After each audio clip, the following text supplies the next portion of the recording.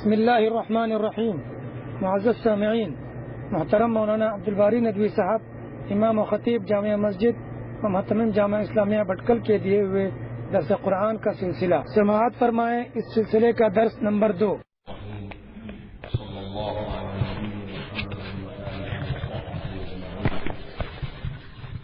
بسم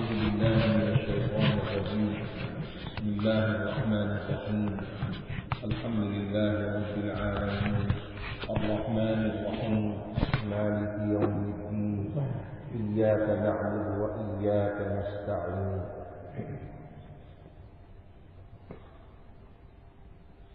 بات یہ چل رہی تھی کہ قرآن مجید کی حفاظت اللہ تعالیٰ نے کیسے کرائی.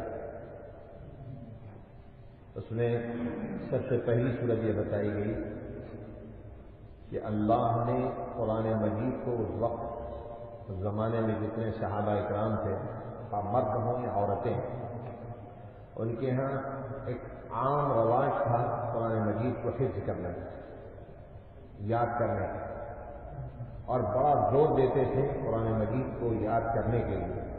جیسے کوئی مسلمان ہو گیا، اب اس کو کسی کے حوالے کر دیتے تھے کہ اس کو قرآن مجید یاد کرا، الفاظ بھی یاد کراتے تھے، معانی و مفاہیم کو بھی اس کو بتاتے تھے، سمجھاتے تھے.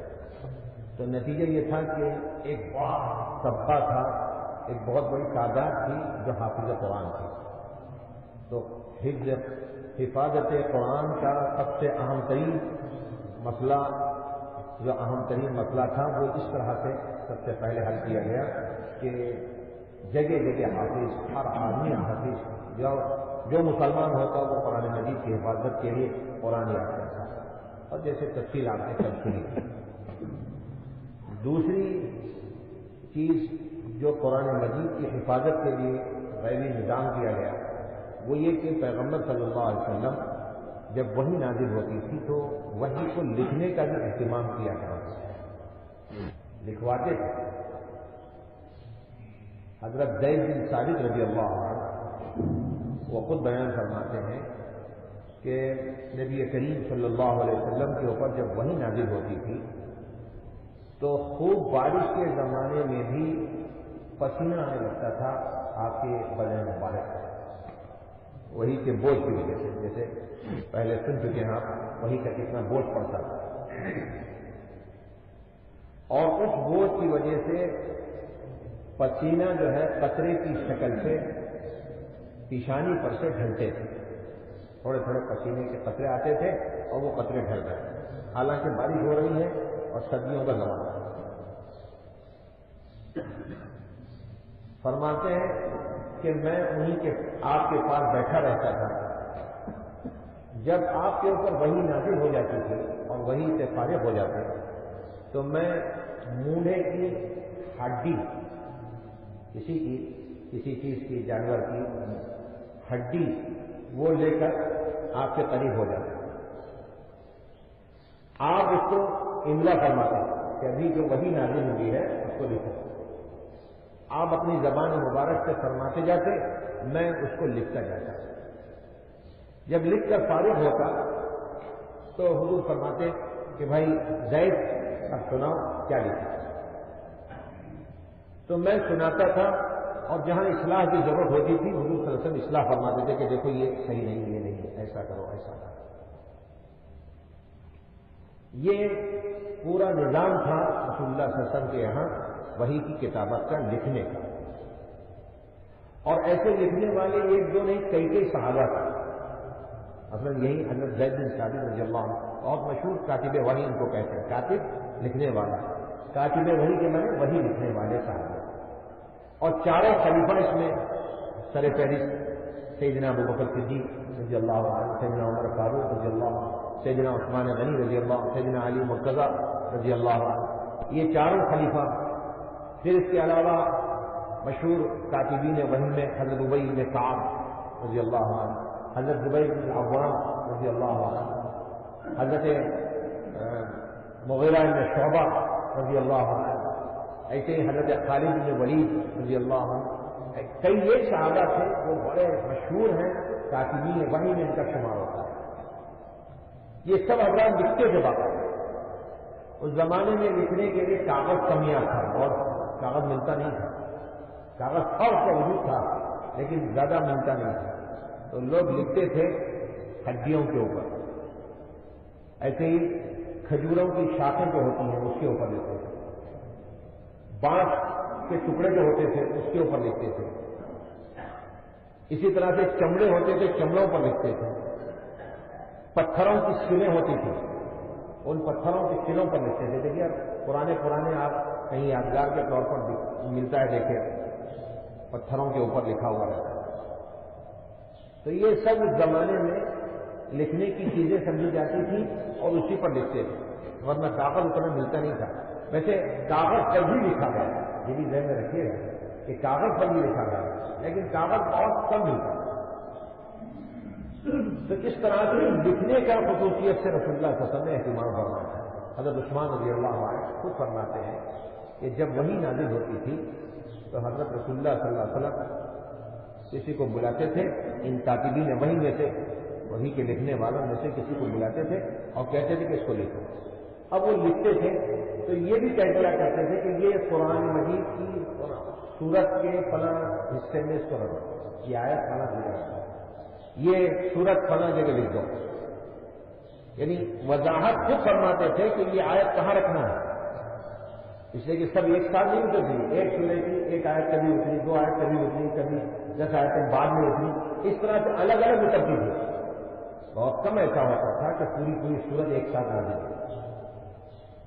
لیکن جب اترتی تھی آیتیں اور سورتیں تو حضور صلی اللہ علیہ وسلم جگہ بتاتے تھے کہ اس کو فلاں جگہ رکھو, اس کو فلاں جگہ بتاؤ, اس سورت کو فلاں جگہ رکھو.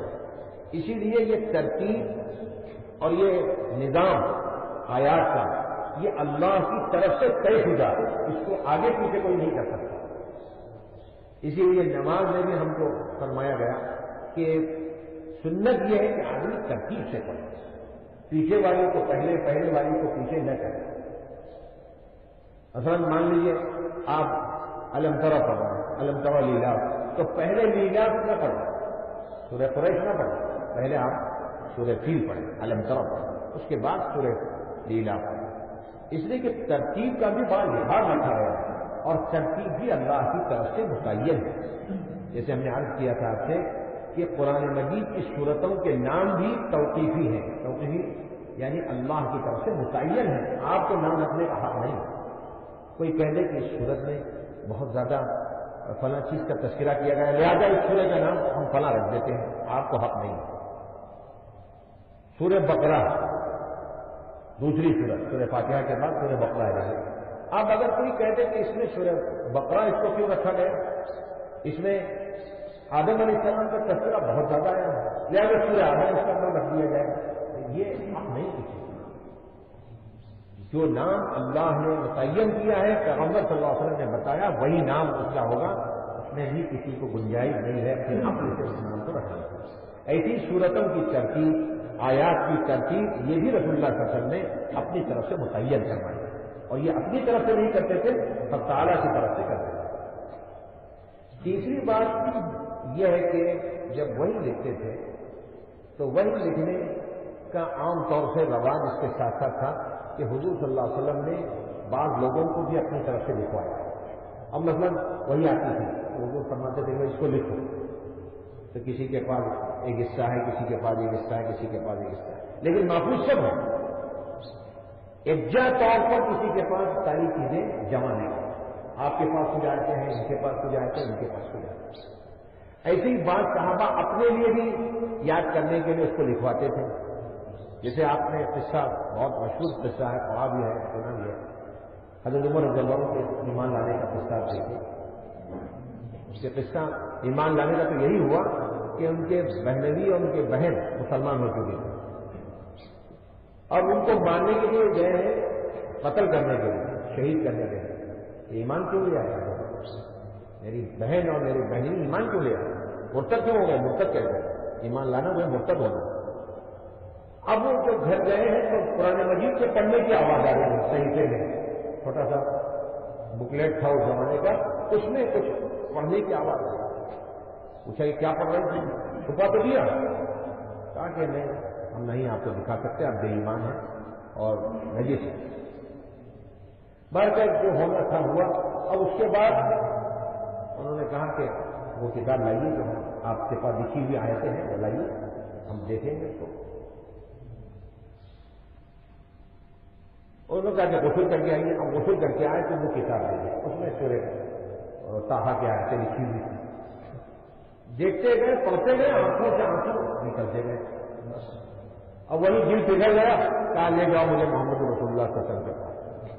آپ اس واقعے میں بھی دیکھیے حضرت عمر رضی اللہ عنہ کی بہن کے پاس وہ نسخہ موجود ہے. کون سا نسخہ؟ جس میں آیات قرآن لکھی ہوئی تھی. پورا قرآن نہیں تھا, چند آیتیں لکھی ہوئی تھی. تو اس طرح سے بعض صحابہ کے پاس اپنی ذاتی کتابیں تھیں اور آیات قرآن میں صورتیں لکھی ہوئی تھی. یہ ایک ترتیب تھی. اب اس ترتیب کے ساتھ قرآن مجید اکبر بھی ہے, دیکھ کر لکھا ہوا بھی ہے, پڑھ بھی رہے ہیں, سب ہو رہا ہے. حضور صلی اللہ علیہ وسلم کا انتقال ہو گیا, وفات ہو گئی. حضرت ابوبکر صدیق رضی اللہ عنہ کا دور خلافت ہے. اس میں بھی شروع میں یہی ہوتا رہا کہ لوگ اپنے پاس لکھی ہوئی آیتیں پڑھتے رہتے تھے. اکبر ہوتا تھا اور جو مسلمان ہوتا تھا اس کو اکبر کرتے تھے.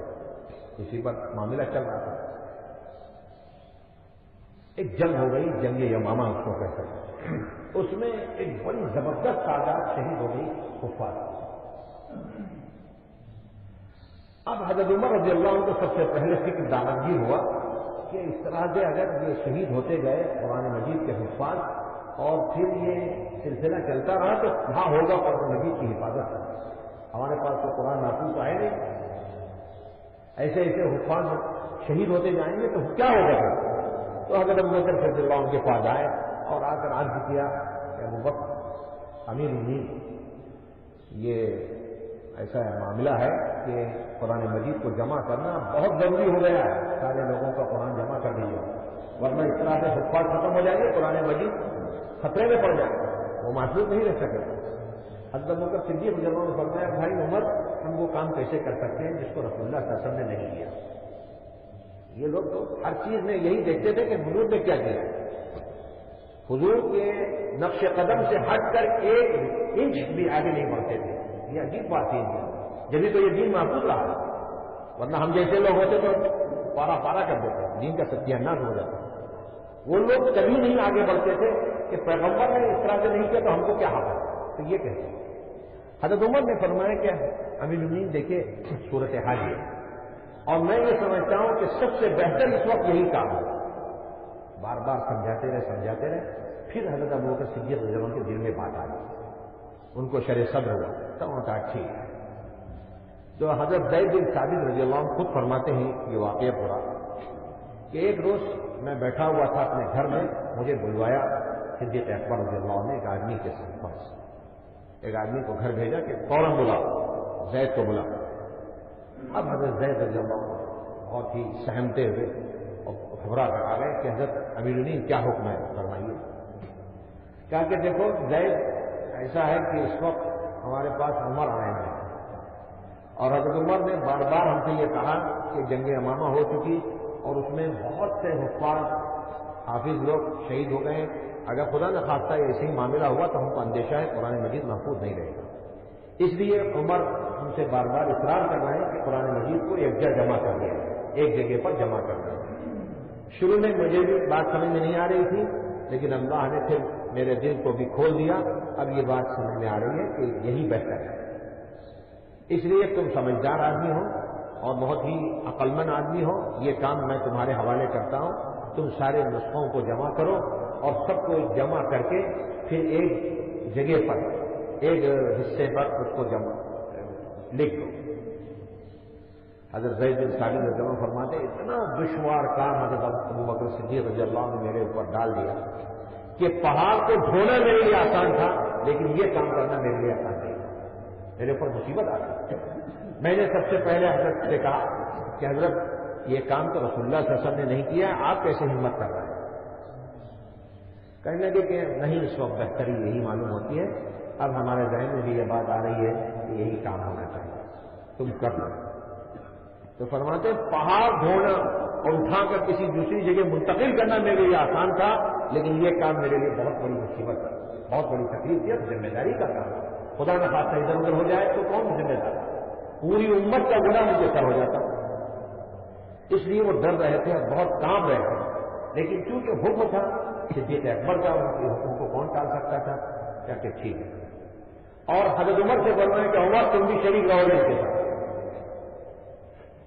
حضرت عمر رضی اللہ عنہ سے فرمایا کہ عمر تم بھی شریک رہو گے اس کام میں کہ تم دونوں مشترک ہو کر ساتھ ہو کر اس کام کو کرنا۔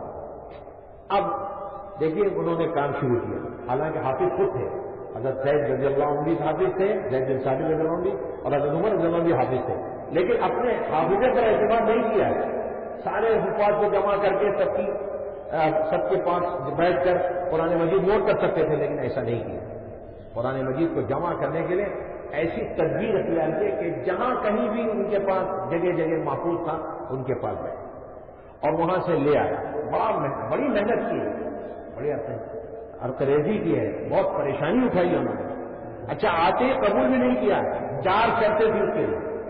نمبر 1، اس نسخے کو آپ نے حضور صلی اللہ علیہ وسلم سے سنا ہے تب معتبر ہے، نہیں سنا ہے تو معتبر ہے، لکھی رہنے کا نہیں، حضور سے سنا، ہاں سنا تب معتبر، نہیں سنا ہے تو لے جائیے، ہم کو نہیں چاہیے۔ 1 نمبر 2، 2 گواہ پیش کیجیے کہ آپ نے حضور صلی اللہ علیہ وسلم سے اس کو سنا ہے اور حضور سے اس کی اصلاح کروائی، 2 گواہ پیش کیجیے۔ دیکھ رہے ہیں کتنی سخت کڑی شرطیں۔ پھر اس کے بعد دوسرے سارے، تیسری شرط یہ کہ سارے نسخوں کے ساتھ اس کو ملائیں گے، مثلا آپ کے پاس ایک صورت ملی، وہی صورت میرے پاس لکھی، دونوں صورتیں ملا کر دیکھیں گے، اگر وہ ملتی ہیں تب تو ٹھیک ہے، اور اگر آپ کی صورت کسی دوسری صورت کے دوسرے کے بعد لکھی ہوئی صورت سے ملتی نہیں ہے، وہ جو نہیں لگی ہے تو اس کو ریجیکٹ، واپس ہم کو نہیں چاہیے۔ اس طرح سے بڑی کڑی شرط ہے۔ پھر اس کے بعد حضرت عمر جیسے آدمی اس میں شریک ایسے ہی پوچھتے تھے کیسے کہاں سے لایا تھا، اس میں تم نے ادھر ادھر تو نہیں کیا؟ اب وہ ان کی آواز، حربی آواز، وہ آدمی پہن جاتا تھا، کام اٹھتا تھا کہ ایسے ڈانٹ کے پوچھتے تھے کہ صحیح سے ایمانداری سے بتاؤ اس میں کہاں تک صحیح ہے۔ اب ان ساری شرطوں کے ساتھ جب وہ پوری ہوتی تھی، یہ شرطیں پوری ہوتی تھی، تب اس کو اس میں یکجا طور پر قرآن مجید کو جمع کرتے گئے۔ اس طرح سے ایک پورے نسخے میں قرآن مجید الحمدللہ جمع ہوا۔ اب وہی نسخہ حضرت صدیق اکبر کے پاس پیش کیا گیا، حضرت صدیق اکبر نے اس کو منظور کر دیا کہ اب یہ قرآن مجید کی پہلی شکل ہے جو پورے طور پر یکجا کر کے جمع کر دی گئی۔ اتنی حفاظت کے ساتھ قرآن مجید کو جمع کرنے کا اور اتنے اہتمام کے ساتھ قرآن مجید کو جمع کرنے کا نظام چلایا ہے۔ پھر دیکھیے کتنی اور شکلیں، حق تعالیٰ اس کی عظمت ہم سب کو نصیب فرمائے۔